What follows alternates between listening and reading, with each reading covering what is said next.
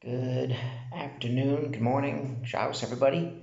It is Erev Shabbos, Pרשת ויצא. This week, saw something very interesting on LinkedIn. There was a fellow, his name is Zed Moskowitz, who posted some interesting pictures of renovations of shuls. I guess he's a designer or a builder, and I'm actually going to post a few pictures of his work. And I thought it's pretty interesting because I'm starting to think what to say in this week's Parsha. And actually, the day that I saw the pictures of the shuls that he's building, very interesting Sfas Emes.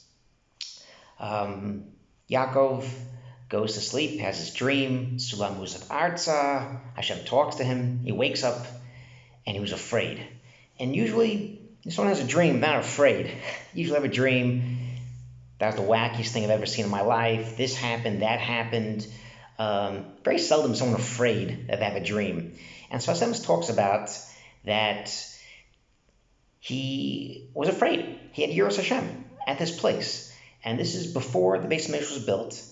Hashem makes it dark for him. Hashem puts the whole the land of Eretz Yisrael and the Beis Hamikdash under him, Kavsa Aretz, and he was afraid. This is Yiras Hashem. And so Hashem says this is literally what keeps the Jewish people going, and that's going to bring back the Beis Hamikdash, is this yira, this fear. Without Yiras Hashem, Beis Hamikdash cannot take place, can't happen. And you think about it. Beis Hamikdash, you couldn't bring your wallet, couldn't bring a cane, you couldn't even sit down. Only the king from Yehuda was able to sit down. So this Yiras Hashem, that you're in Hashem's house, in Hashem's place, talking to Hashem, is critical and very important. And I remember back as a child, davening shtibel my whole life, just about. And the first time I saw a real shul, a big shul, was I was 10. It was the offer of my cousin, David Zelig, and go to the white shul.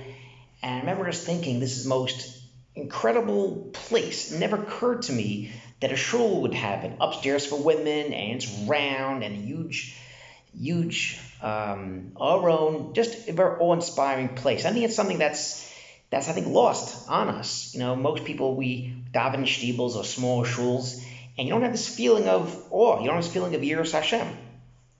And that's something that with Corona we can't go to shul. And everyone's always saying, "Oh, I enjoy davening in the backyard. You see the sky, close to the home.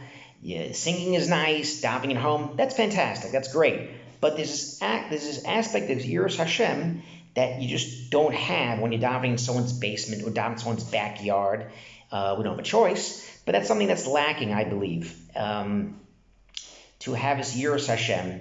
And this is very important. And so Hashem goes on and says that this feeling far away is a wake-up call. This feeling of richuk is actually a wake-up call. The more you feel far away from something and you long for it, that'll bring you closer to Hashem. There's no bad things that happen, and anything that does happen bad is supposed to wake you up to do tshuva, look at your actions, and look how to get back. This parsha actually is the only parsha in the Torah where there's no breaks. I saw this literally today, and I called up Ben Hutt, who's making bar mitzvah for the Shabbos for his son Akiva, and it's true. There's no breaks. There's no stoppages, anything. It's just one long pillars in the Torah. There's no breaks at all. And the point is that this was all one motion, one long action. That even though Yaakov, many things happened this week's parsha, he never lost his focus. Being chased away, leaving his parents, being away 14 years, being with Laban, having to go back, and all the issues and troubles that he had for all these years, he never lost focus, he never lost faith, and this emunah dovetails into Marav. There's a time for Shachris, time for Mincha, but Marav is all night, because that's the Gullus. The Gullus is unfortunately very long, and this emunah that we have in Hashem stays with us throughout the Gullus, and it's this willing and this wanting to be close to Hashem, and that's what's going to bring us back. Halvai, we should daven in a place where we have Yiras Hashem, that there's less joking, there's less commotion, And we're all guilty of this at some point. We all want to daven in a place that's comfortable with our friends. But the truth is, there should be this level of yiras Hashem, no matter where we daven, and that hopefully will bring us closer to the binyan beis hamikdash. Shabbat shalom.